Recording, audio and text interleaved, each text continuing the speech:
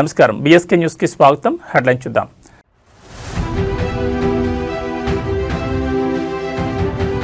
Parliament budget సమావేశాలు ప్రారంభం. రాష్ట్రపతి ద్రౌపది ముర్ము ప్రసంగంతో మొదలు.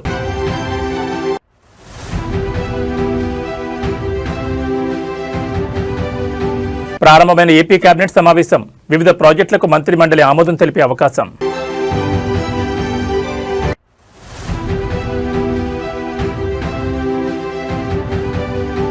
మహారాష్ట్ర డిప్యూటీ సీఎం అజిత్ పవార్ దుర్మరణం. బారామతిలో ల్యాండ్ అవుతుండగా విమానం క్రాష్.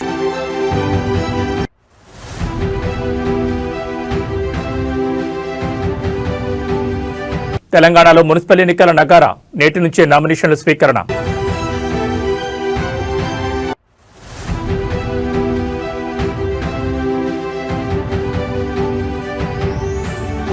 తెలంగాణ కుంభమేళాకు వేళాయే. ఇవాటి నుండి మేడారం జాతర ప్రారంభం. ఇక డీటెయిల్స్ చూస్తే 2047 నాటికి వికసిత్ భారత్ లక్ష్యంతో కేంద్ర ప్రభుత్వం ముందుకు సాగుతున్నట్లుగా రాష్ట్రపతి ద్రౌపది ముర్ము అన్నారు.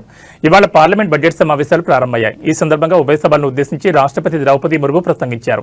దేశవ్యాప్తంగా 4 కోట్ల మందికి ఇళ్లు నిర్మించాం, 10 కోట్ల మందికి కొత్తగా ఎల్పీజీ కనెక్షన్లు ఇచ్చాం.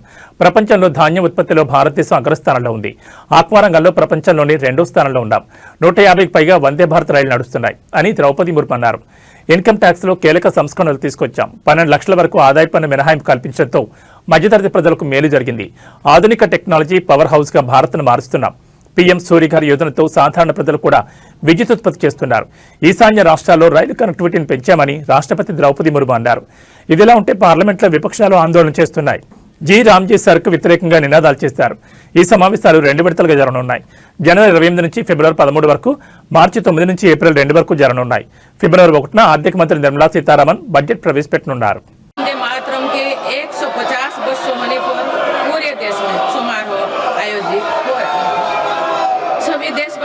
इस महान प्रेरणा के लिए ऋषि बंकिम चंद्र चट्टोपाध्याय जी को नमन कर रहे हैं। मैं आप सभी संसद सदस्यों को बधाई देती हूं कि इस पूर्ण अवसर पर संसद में विशेष चर्चा का आयोजन किया गया है। माननीय सदस्यगण, इसी दौरान देशवासियों ने श्री गुरु तेग बहादुर जी का 350 शहीद दिवस पर्व पूरी श्रद्धा के साथ मनाया। भगवान बिरसा मुंडा के 150 जन्म जयंती वर्ष के दौरान देश ने उन्हें श्रद्धांजलि दी और आदिवासी समाज के योगदान को याद किया। सरदार पटेल की 150वीं जन्म जयंती से जुड़े आयोजन ने एक भारत श्रेष्ठ भारत के भाव को मजबूत दी। सभी देशवासी इस बात के भी साक्षी बने कि कैसे भारत रत्न भूपेन हजारिका की जन्म शताब्दी के समारोह सूर और देश का एकता के भाव से भर दिया गया है। जब देशवासी अतीत के ऐसे महान पड़ावों और अपने पूर्वजों के महान योगदान को याद करते हैं तो नई पीढ़ी के प्रेरणा मिलती है। ये प्रेरणा विकसित भारत के और हमारी यात्रा के ओर गति देती है। माननीय सदस्यगण, वर्ष 2026 के साथ ही हमारे देश इस सदी के दूसरी पड़ाव पर पहुंच गया है। भारत के लिए सदी के पहले 25 वर्षों का समापन अनेक सफलताओं, गौरवशाली उपलब्धियों और असाधारण अनुभवों के साथ हुआ है। बीते 10-11 वर्षों में भारत ने हर क्षेत्र में अपनी नींव मजबूत की है। ये वर्ष 2047 तक विकसित भारत की तेज यात्रा का बहुत बड़ा आधार है। माननीय सदस्यगण, बाबा साहेब अम्बेडकर ने हमेशा समानता और सामाजिक न्याय पर जोर दिया। हमारे संविधान भी हमें यही प्रेरणा देता है। सच्चा सामाजिक न्याय यानी देश के हर नागरिक को उसका पूरा हक मिले, बिना किसी भेदभाव से मिले। मेरी सरकार सच्ची सामाजिक न्याय के लिए समर्पित है और इसी का नतीजा है कि पिछले 1 दशक में 25 करोड़ देशवासी गरीबी को हराकर गरीबी से बाहर निकल के सरकार के तीसरे कार्यकाल में गरीबों को सशक्त करने के लिए अभियान और तेजी से आगे बढ़ा है। पिछले 1 दशक में गरीबों के 4 करोड़ पक्के घर बने। बीते 1 वर्ष में 32 लाख नए घर गरीबों के को मिले। जीवन मिशन के 5 वर्षों में 12.5 करोड़ नए परिवारों तक पाइप से पानी पहुंचाया गया है। बीते 1 वर्ष में करीब 1 करोड़ नए परिवार तक नल से जल की सुविधा पहुंची। उज्ज्वला योजना के माध्यम से अब तक 10 करोड़ से ज्यादा परिवारों को एलपीजी कनेक्शंस मिले हैं और ఏపీ ముఖ్యమంత్రి చంద్రబాబు నాయుడు అధ్యక్షతన ఏపీ కేబినెట్ సమావేశమైంది. అమరావతి వెలగపూడిలోని సచివాలయంలో కీలక సమావేశం జరుగుతోంది. రాష్ట్ర సర్వతోముఖ అభివృద్ధి లక్ష్యంగా జరుగుతున్న ఈ సమావేశంలో సుమారు 35కి పైగా కీలక అంశాలపై అజెండాను రూపొందించినట్టు తెలుస్తోంది. ప్రధానంగా రాబోయే అసెంబ్లీ బడ్జెట్ సమావేశాల షెడ్యూల్ ఖరారుతో పాటు రాష్ట్ర బడ్జెట్ రూపకల్పన, సంక్షేమ పథకాలకు నిధుల కేటాయింపుపై ఈ సమావేశంలో సుదీర్ఘంగా చర్చిస్తారని సమాచారం. ముఖ్యంగా రాజధాని అమరావతి నిర్మాణ పనులు వేగవంతం, కొత్త పరిశ్రమల స్థాపన కోసం వివిధ సంస్థలకు భూ కేటాయింపులు, పాలనాపరమైన సంస్కరణలపై కేబినెట్ పలు కీలక నిర్ణయాలు తీసుకోనుంది. ఇటీవలి ముఖ్యమంత్రి దావోస్ పర్యటనలో కుదిరిన పెట్టుబడుల ఒప్పందాల అమలుపై కూడా మంత్రివర్గం చర్చించనుందని అధికార వర్గాలు తెలిపాయి. అయితే రాజకీయంగా ప్రాధాన్యం ఉన్న ఢిల్లీ పర్యటన కారణంగా డిప్యూటీ సీఎం పవన్ కళ్యాణ్ ఈ సమావేశానికి హాజరు కాలేకపోయారు. రాష్ట్ర భవిష్యత్తును దృష్టిలో ఉంచుకుని తీసుకునే ఈ నిర్ణయాలు ఏపీ రాజకీయ, ఆర్థిక ముఖచిత్రంలో అత్యంత కీలకం కానున్నాయని విశ్లేషకులు అంటున్నారు.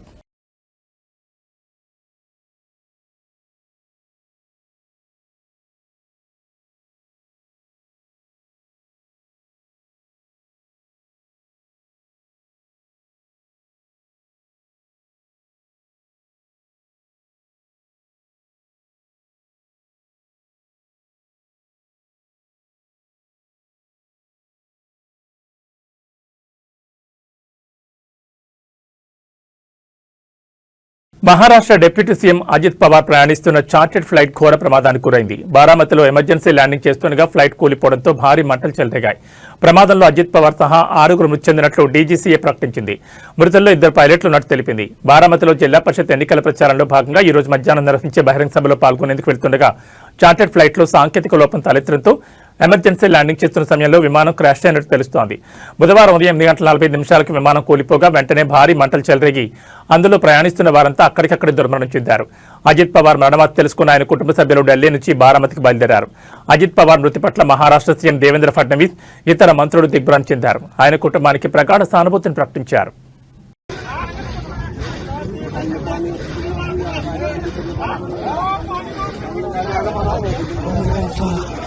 Malas baka yung kaya ko. Tumatas dito. Kaya ka?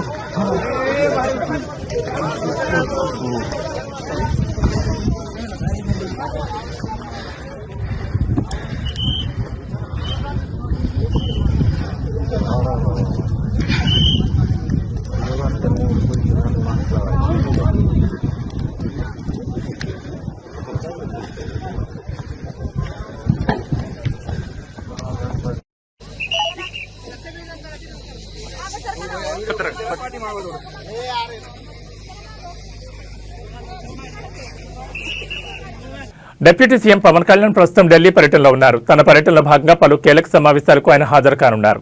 AP రాష్ట్ర అభివృద్ధి లక్ష్యంగా కేంద్ర హోంశాఖ మంత్రి అమిత్ షా, కేంద్ర రైల్వే శాఖ మంత్రి అశ్విని వైష్ణవ్తో ప్రత్యేకంగా భేటీ కానున్నారు. తన భేటీలో భాగంగా రాష్ట్రానికి సంబంధించిన పలు పెండింగ్ ప్రాజెక్టులు, విభజన హామీల అమలు, రైల్వే కనెక్టివిటీకి సంబంధించిన అంశాలపై ప్రధానంగా చర్చించనున్నారు. ముఖ్యంగా ఏపీ ఆర్థిక పరిస్థితి, శాంతి భద్రతలు, మౌలిక సదుపాయాల కల్పనలో కేంద్ర సహకారం కోరనున్నారు. పిఠాపురం నియోజకవర్గంతో పాటు రాష్ట్ర రవాణా రైల్వే ప్రాజెక్టుల వేగవంతంపై అశ్విని వైష్ణవ్తో చర్చలు జరపనున్నట్లు అధికార వర్గాల వారు పేర్కొన్నారు. రాష్ట్ర ప్రయోజనాలే పరమావధిగా సాగుతున్న ఈ పర్యటన అటు రాజకీయంగా, ఇటు అభివృద్ధి పరంగా అత్యంత ప్రాధాన్యత సంతరించుకుందని కూటమి నేతలు అంటున్నారు. కేంద్రం నుంచి ఆశించిన నిధులు, సహాయ సహకారాల సాధనలో ఈ భేటీలు కీలక పాత్ర పోషిస్తాయని విశ్లేషకులు భావిస్తున్నారు.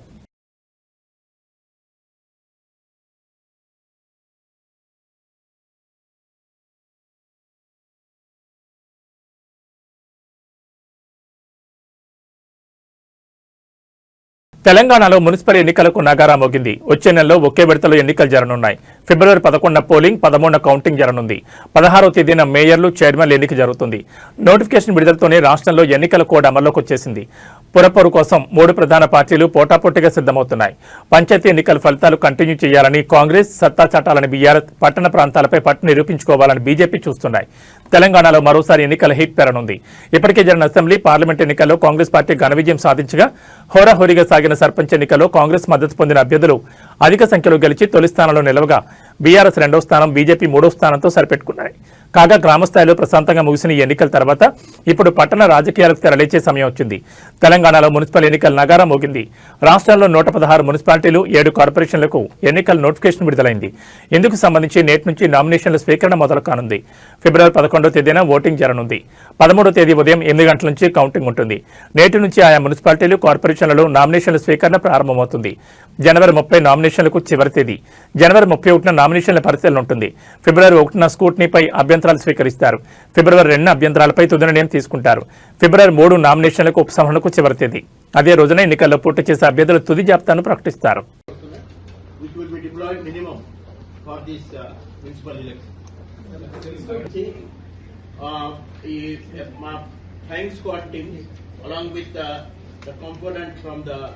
our revenue department also. So they will be starting the checking. The 1800 weapons, illegal firearms కానీ ammunition ఏదైనా ఉంటే చట్టపరంగా వాళ్ళ మీద చట్ట చర్య తప్పదు.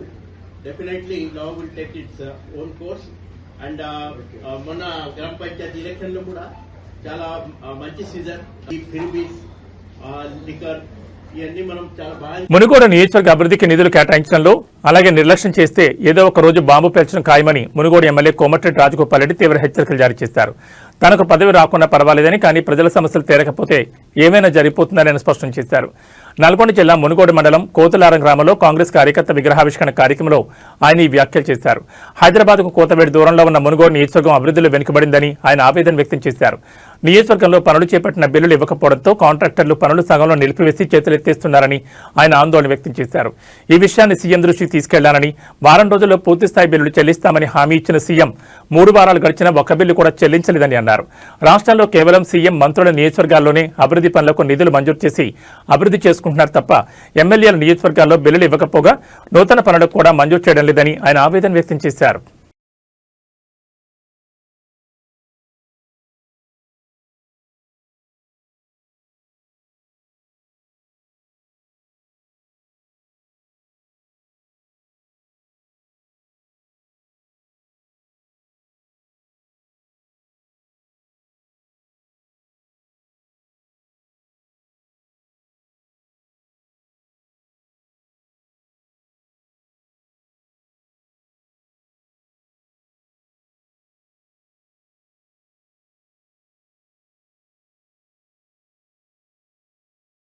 అడవి తల్లి బిడ్డల ఆత్మగౌరవ ప్రతీక, ఆసియాలోని అతిపెద్ద గిరిజన పండుగ అయిన మేడారం సమ్మక్క సారలమ్మ మహాజాతర నేడు అత్యంత వైభవంగా ప్రారంభం కానుంది.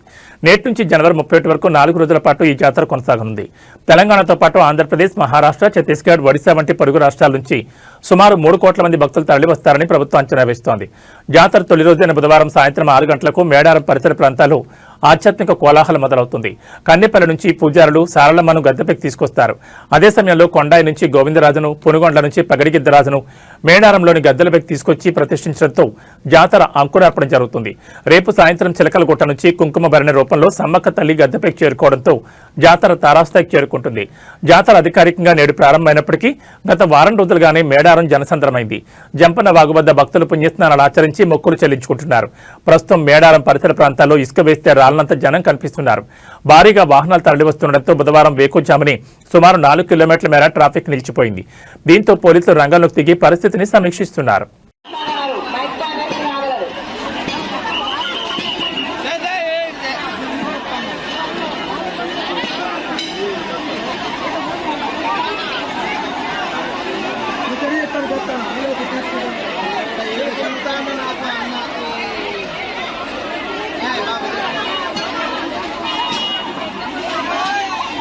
వర్ధనపేట మాజీ ఎమ్మెల్యే ఆరూరు రమేష్ తిరిగి సొంత గూటికి చేరుకోనున్నారు. బీజేపీ ప్రాథమిక సభ్యత్వానికి సోమవారం రాజీనామా చేసిన రమేష్ ఇవాళ సాయంత్రం 6 గంటలకు హైదరాబాద్లోని తెలంగాణ భవన్లో బీఆర్ఎస్ వర్కింగ్ ప్రెసిడెంట్ కేటీఆర్ సమక్షంలో ఆయన గులాబీ కండువ కప్పుకోనున్నారు. వర్ధనపేట మున్సిపల్ ఎన్నికల వేళ ఆరూరు రమేష్ తిరిగి బీఆర్ఎస్ పార్టీలో చేరనుండడంతో రాజకీయ ప్రాధాన్యం సంతరించుకుంది. 2024 మార్చిలో బీఆర్ఎస్ ను వీడి బీజేపీలో చేరిన రమేష్ అదే ఏడాది జరిగిన లోక్సభ ఎన్నికల్లో వరంగల్ పార్లమెంట్ నియోజకవర్గం నుంచి బీజేపీ అభ్యర్థిగా పోటీ చేసి ఓడిపోయారు. ఆ తర్వాత రాజకీయంగా ఆశించిన స్థాయి ప్రాధాన్యం లభించకపోవడం, పార్టీలో క్రియాశీలక ప్రాధాన్యం తగ్గిపోవడం ఆయన అసంతృప్తికి కారణమైనట్టు తెలుస్తోంది.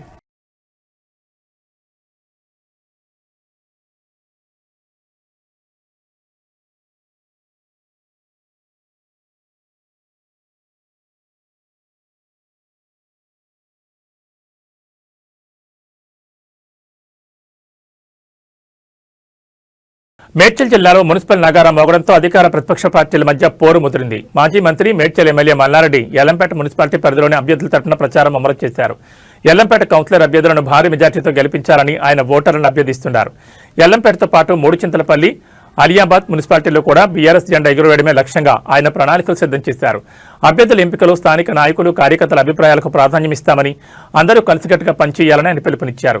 ఇప్పటికే ఆయా మున్సిపాలిటీలకు పార్టీ అధిష్టానం ఇన్ఛార్జీలను కూడా నియమించింది. ప్రభుత్వంపై ఉన్న వ్యతిరేకతను అనుకూలంగా మార్చుకుని మున్సిపల్ ఎన్నికల్లో క్లీన్ స్వీప్ చేయాలని మల్లారెడ్డి తన అనుచరులకు దిశానిర్దేశం చేస్తున్నారు.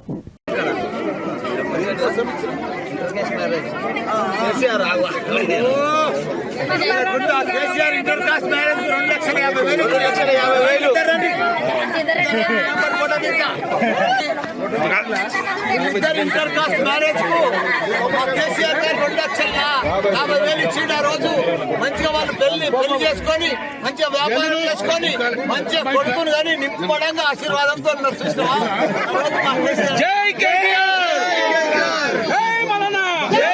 వేగంగా వెళ్తున్న కారు అదుపు తప్పి పిల్లను ఢీకొట్టడంతో ఇద్దరు ప్రాణాలు కోల్పోయారు. ఈ షాకింగ్ ఘటన హైదరాబాద్ నగరం మేడిపల్లి పోలీస్ స్టేషన్ పరిధిలో చోటు చేసుకుంది.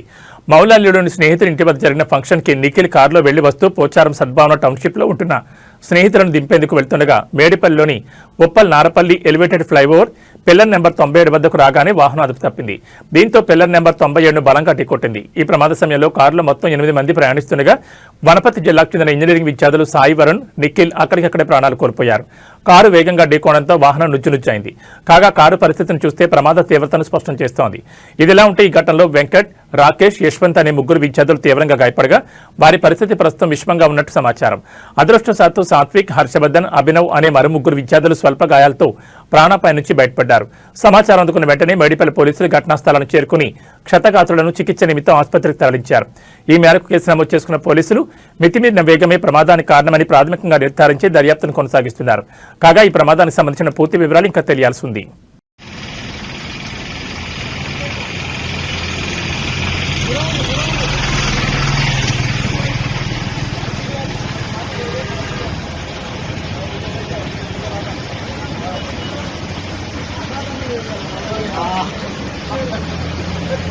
ఓ ఆటో బోల్తా కొట్టడంతో మద్యం సీసాలు రోడ్డున పడిన ఘటన చిత్తూరు జిల్లాలో చోటు చేసుకుంది. పోలీసులు తెలిపిన వివరాల ప్రకారం ఓ ఆటోలో మద్యం సీసాలను తరలిస్తున్నారు. గంగవరం సమీపంలోని సాయి గార్డెన్ సిటీ వద్దకు ఆటో చేరుకోగానే ప్రమాదానికి గురైంది. టర్నింగ్ పాయింట్ వద్ద ఒక్కసారిగా బోల్తా కొట్టింది. ఈ ప్రమాదంలో ఆటో డ్రైవర్ రాజే తీవ్రంగా గాయపడ్డారు. గమనించిన స్థానికులు వెంటనే ఆటో డ్రైవర్ను చికిత్స కోసం పలమనేరు ఏరియా ఆసుపత్రికి తరలించారు. అతని పరిస్థితి విషమించడంతో అక్కడి నుంచి చిత్తూరు ప్రభుత్వ ఆసుపత్రికి వైద్యుల సూచన మేరకు తీసుకెళ్లారు. ప్రస్తుతం రాజయ్య చిత్తూరు ప్రభుత్వ ఆసుపత్రిలో చికిత్స పొందుతున్నారు. అయితే ప్రమాదం జరిగిన వెంటనే ఆటోలో తీసుకెళ్తున్న మద్యం సీసాలు రోడ్డుపై చిందరవందరగా పడ్డాయి. వాటిలో కొన్ని బాటిళ్లు పగిలి మద్యం రోడ్డుపై పారింది. గమనించిన స్థానికులు బాటిళ్లను సేకరించి ఒక పక్కన పెట్టారు. విషయం తెలుసుకున్న పోలీసులు సంఘటనా స్థలాన్ని చేరుకుని విచారించారు. ప్యాసింజర్ ఆటోలో భారీ ఎత్తున మద్యం తరలించడాన్ని గుర్తించారు. అయితే మద్యాన్ని కొత్తపల్లి గ్రామంలోని ఓ బెల్ట్ షాప్ తరలిస్తున్నట్లు పోలీసుల విచారణలో తెలిసింది. ఘటనపై పోలీసులు కేసు నమోదు చేసుకుని దర్యాప్తు చేస్తున్నారు.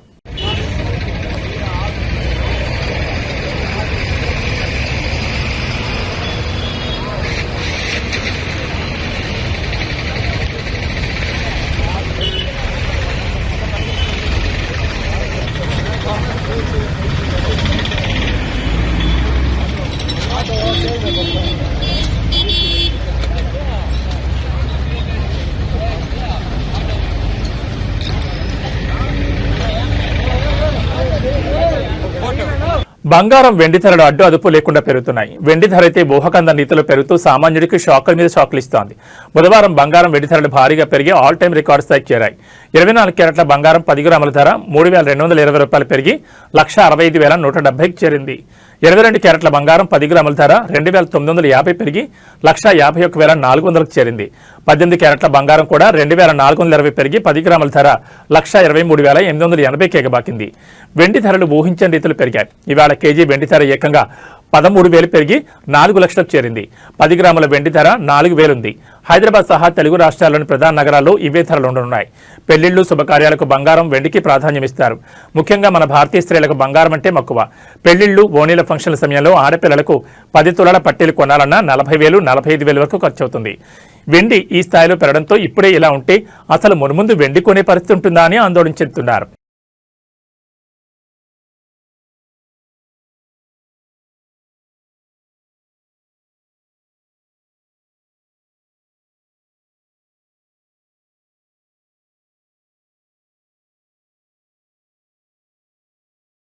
ఇవి బులెటిన్ విశేషాలు. నమస్కారం.